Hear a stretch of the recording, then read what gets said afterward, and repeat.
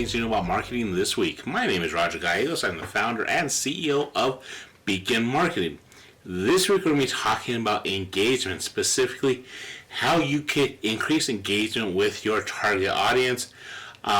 This is important because when you are messaging, and primarily in this we're talking about social media, but you can actually look at this in email and maybe even website too if you're looking at like a chatbot situation.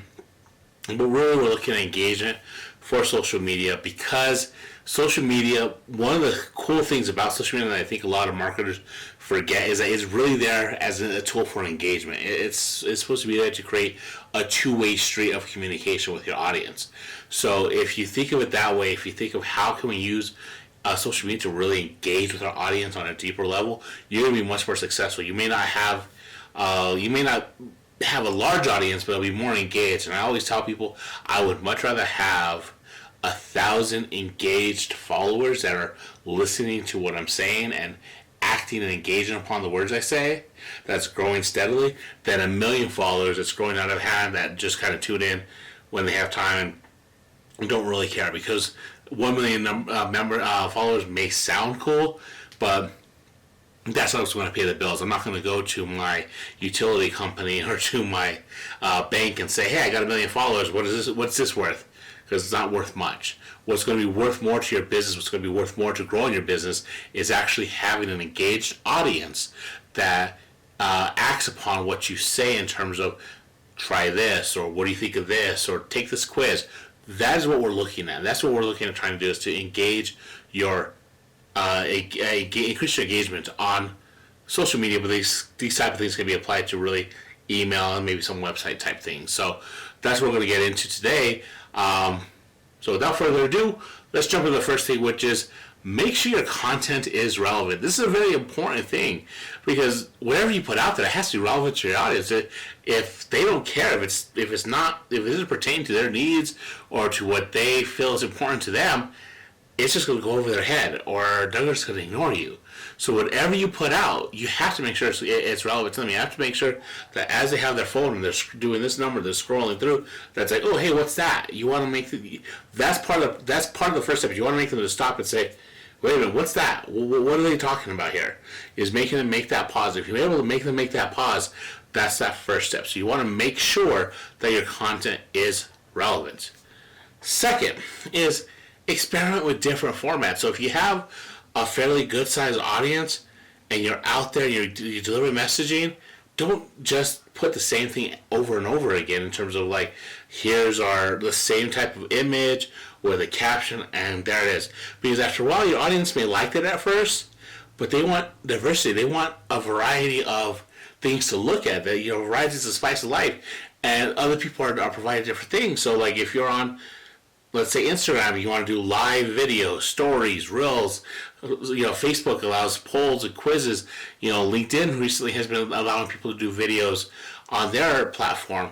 These different types of things, it's sort of like keeping your audience on their toes. They don't know what to expect next, but it's a good kind of don't know what to expect next, because then when you don't know what to expect, you become harder to ignore. The first time that they say, oh, I know what they're saying, I know what that is, then you become easy to ignore, especially if it's like, oh, that's Beacon Marketing, on every Monday they put out this, and it's okay, but I don't really need it for now. But if every Monday I come out with something different, like, oh, some Mondays he does a video, some Mondays he does a reel, some Mondays he has a really cool infographic, but going back to the first point, it's always relevant, it's always cool. If you can be able to do that, if you're always able to provide something relevant while also doing it in a variety of ways, those are two ways that you can really start hooking your audience in and starting to get them to engage with your messaging.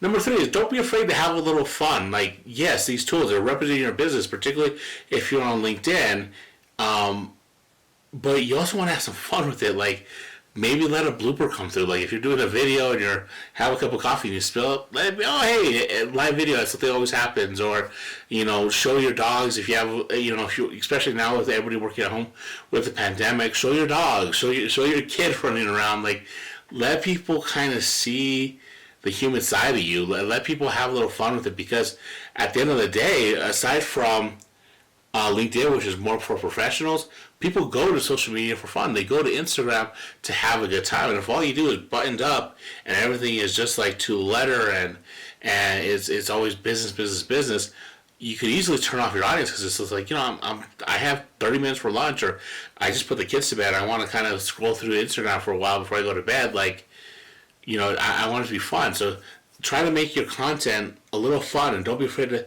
again, going back to number 2, experiment with new things. That's part of having fun. So you want to, first, make your content relevant, 2, have a variety of formats, and 3, have some fun with it. Number 4, and I touched on this a little bit, but let your audience peek behind the logo. Let them see behind the, what's behind the brand. Like, let people see the behind the brand. So, do it behind the scenes. Like, take your camera and take a tour of the office if you're able to be in the office during this pandemic, or if you feel comfortable, take them around your house and say, hey, this is where I make my coffee, and here's my dog, or here's my cat, or this is where I sit in the morning for inspiration. Like, those type of things help you seem human, so you're more than a brand, so people connect with that, again, because they're on social media more likely than not to have some fun. Again, you don't necessarily have to do something like this on LinkedIn where it's more buttoned up and more professional. Maybe you save your really conservative type of things with that are just work-based there, because people are more for work.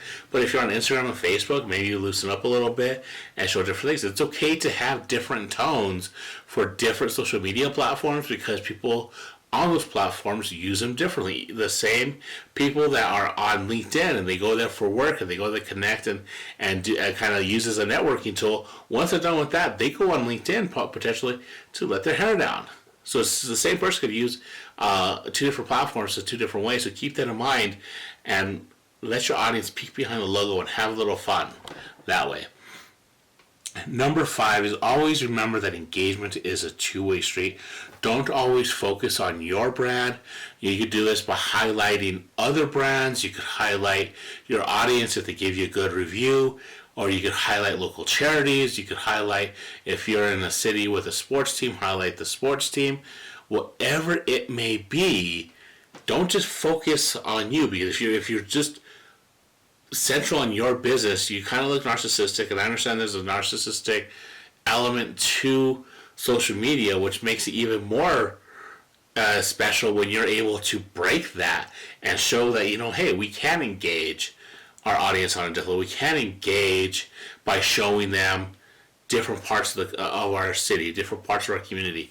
So sometimes maybe highlight a business partner of yours, or highlight a company that you might have worked with, or a local charity.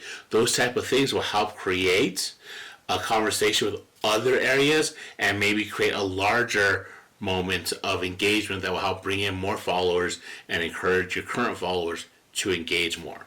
So that's it. This is a very important thing. You want to have your audience engage with you. Again, it does not matter if you have 1 million followers or 10,000 followers or whatever that high number people like to say. If they're not engaged, if they're not doing anything, if they're not acting on your content, then you might as well just be speaking and yelling into the wind. You want to have a devoted audience that is engaging with your messaging. These 5 steps, and I'll recap them in a second. These 5 steps or 5 ways that I detailed today in this video will help you encourage that engagement, will help you get people to be more involved with your messaging.